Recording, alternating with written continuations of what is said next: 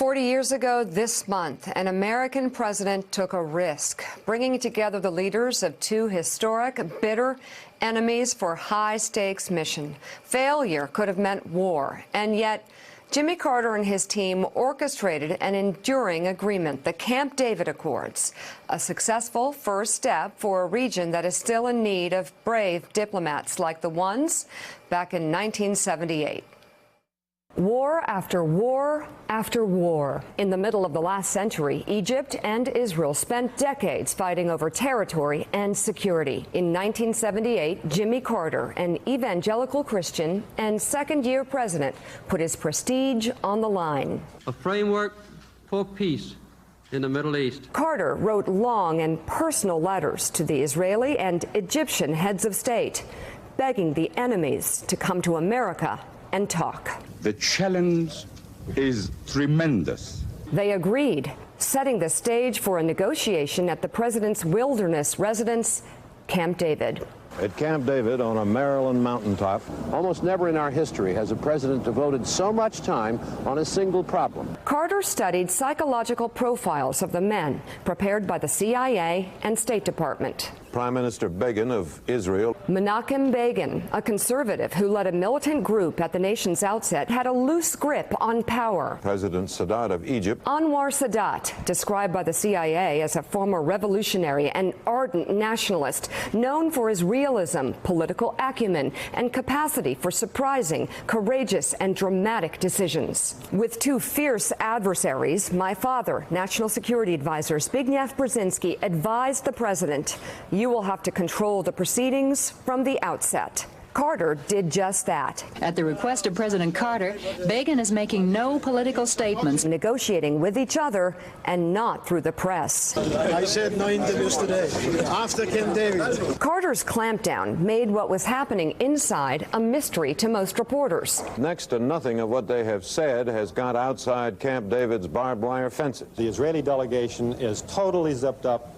Even less is coming out of it than is coming out of the Egyptian delegation. Well, all the indications are that something's up, but we don't know just what. Even Carter had no idea how long the talks would last, nor did Begin or Sadat agree on what was to come of them. Sadat wanted Israeli troops out of the Sinai Peninsula and rights for Palestinians. Begin wanted simply to agree on principles for future negotiations. Begin and Sadat were so completely and personally incompatible, they couldn't even be in the same room without exploding in anger. So I kept them apart. They never saw each other for 10 days. As Carter and his team socialized with the leaders, each side got a better appreciation of what the other wanted. They played, talked, ate together, and prayed. President Sadat of Egypt attended a Friday Muslim service at Camp David.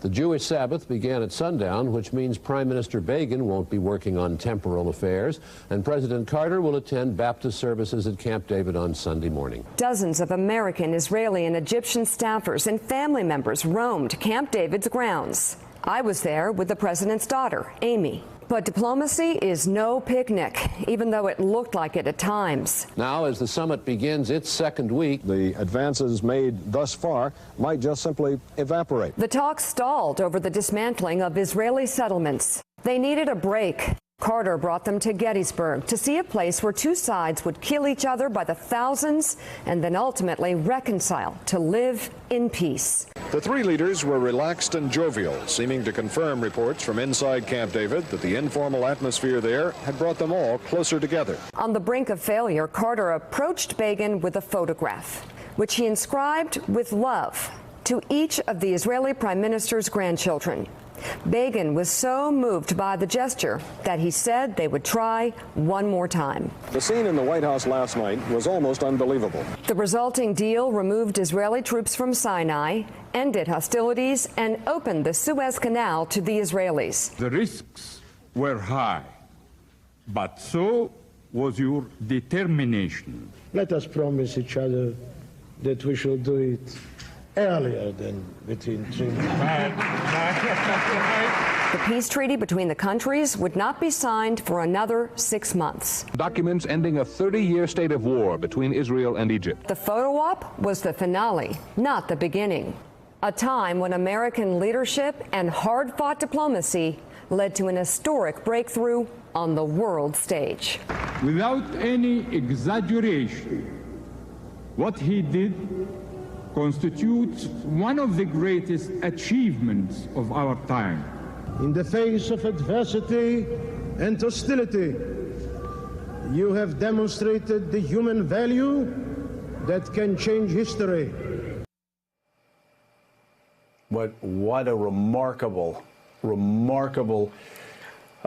piece of history, and what a lesson to all of us still today. Let's bring in right now the 39th President of the United States, President Jimmy Carter. And Mr. President, 40 years later, still no ground war in the Middle East.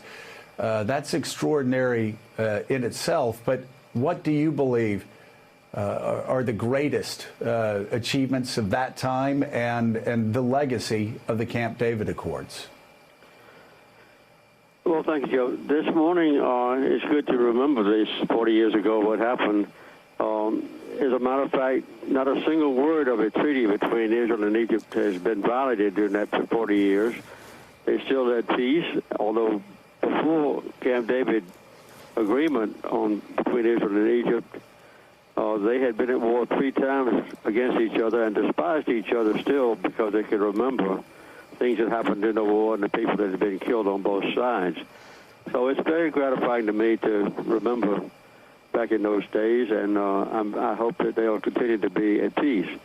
But there were 2 basic elements of the Camp David Accords. One was a peace treaty between Israel and Egypt. It took about 6 months more negotiation between the 2, in which I was deeply involved, of course. The other part was to give the Palestinians full autonomy, that is, to manage their own affairs, and ultimately we hope to have a nation of their own. That hasn't been realized, but I think the overall result of the Camp David Accords has been very beneficial to both sides. Mr. President, we could talk about the problems that the United States is struggling through right now, especially on the world stage. But it seems to me, focusing on what you did not only with the Camp David Accords, but also we're going to be celebrating the 40th anniversary of your opening with China. Talk about how you did what you did at Camp David, something that was seen as remarkable even then, but even more so 40 years later. The patience, the preparation, your own unique personal skills that kept these 2 bitter enemies together, talking even through the toughest of time. What do you say to young men and women that are listening this morning about what was required by you to make this happen? Well, in my inaugural address and throughout my term as president, I tried to do 2 things. One is promote peace, and the other was to be a champion of human rights on behalf of our country. And I think that living in peace is one of the basic human rights of all human beings. So in addition to the treaty between Israel and Egypt, I tried to promote peace with all other nations in the world, and we were pretty well successful in dealing with China as well. I negotiated during the same year, that is 1978, with Deng Xiaoping, and toward the end of that year, we announced the agreement that would establish peace between our 2 countries for the first time in more than 35 years. I think of all the things that I did as president, the normalization of relations with China was perhaps the most long-time effect on world affairs, because China did 2 things as delineated by Deng Xiaoping then. One was reform internally, and also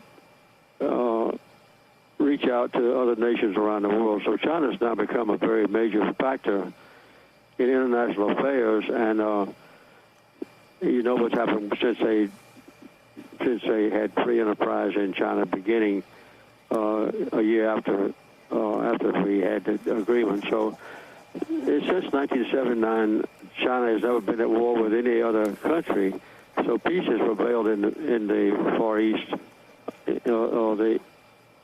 around the Pacific Ocean since that time. Although we had earlier been afflicted with the Vietnam War, the Korean War, and constant war. So I think that was a success as well in bringing peace to the world, and I hope that we can maintain that peace and get along with our, former enemies. That is, between Israel and Egypt, and also between the United States and China. And Mr. President, looking at the challenges that you faced in Camp David, you had to deal with Menachem Begin, Anwar Sadat, and also Zbig. Oh, boy. Which I understand can be a challenge. So what was that like? Well, dealing with Brzezinski was always a very wonderful experience for me. He was completely loyal. He was very knowledgeable, and he was a driving force. He was one of the main ones who worked directly with me, along with Cy Vance, to let me know what both sides wanted. After the third day at Camp David, we had 13 days in all. As you said earlier, I never let the two get together, Begin and Sadat. So I would go back and forth while Begin was asleep. I would talk to Sadat, and while Sadat was asleep, I would talk to Begin. So I didn't get much sleep. I think I lost about 15 pounds while I was at Camp David in the 13 days.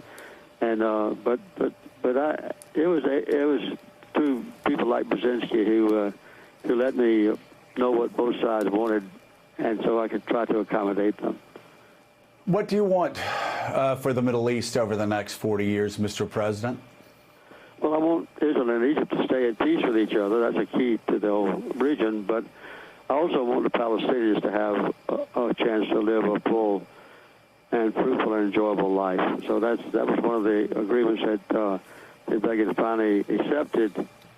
Of course, we could see indications even after we got back to Washington, before the two leaders went home, that the Israelis were going to back down on the Palestinian issue. So I hope that we can see my dream for that region come true, and that is for Israel to live at peace with all its neighbors, so that the Israelis and Palestinians and Egyptians and also, hopefully, in the future, the Syrians and others can have a peaceful existence. President Jimmy Carter, it's so great to hear from you. Thank you very much for being on this morning. Thank you, Mick. I've always been thankful for your father's role that he played at Camp David. Me too. Thank you very much. And our thanks to the Jimmy Carter Library and Museum for their help in sharing some of that rare footage. It definitely brings back memories. I just wanted to say to John Heilemann, you sit, or Mika, even, you sit there and you look at the patience that President Carter showed. You look at the persistence that he showed. And also, even before going there, the preparation that he showed in getting to know the men that he was going to be dealing with. That is something that this White House, and that is something that every White House should take to heart when trying to strike a deal or trying to understand either the Chinese or the North Koreans or the Israelis, the Palestinians. These diplomatic breakthroughs don't just happen because you call a meeting. This was extraordinarily difficult, and that's the only way things happen. It was incredible. I think what we just saw, what we just talked about, Camp David, that is a blueprint for future leaders to understand how to make things change for the better on the world stage. My daughter did a paper on the Camp David Accords and interviewed my father right before he passed away. And to hear about the preparation, the psychological preparation alone, it was incredible. And then to be a kid of someone who was a part of that process, I'm just sorry I was such a jerk. I was 11, and I just, you don't know what your parents are doing. And wow, that was an incredible effort on the part of President Carter and his team. Well, the one thing, talking about your behavior there, the one thing that President Carter has spoken about in the past, but did not speak about today, was the fact that you almost sidetracked the entire process by almost running over Menachem Begin with the golf cart. What were we doing there? What were we doing there? And what exactly were you doing almost running over Menachem Begin in a golf cart? You know what? From that important moment in history, next we turn back to what's happening today in Washington and the world. We'll be right back with much more Morning Joe. Thanks for checking out MSNBC on YouTube, and make sure you subscribe to stay up to date on the day's biggest stories. And you can click on any of the videos around us to watch more from Morning Joe and MSNBC. Thanks so much for watching.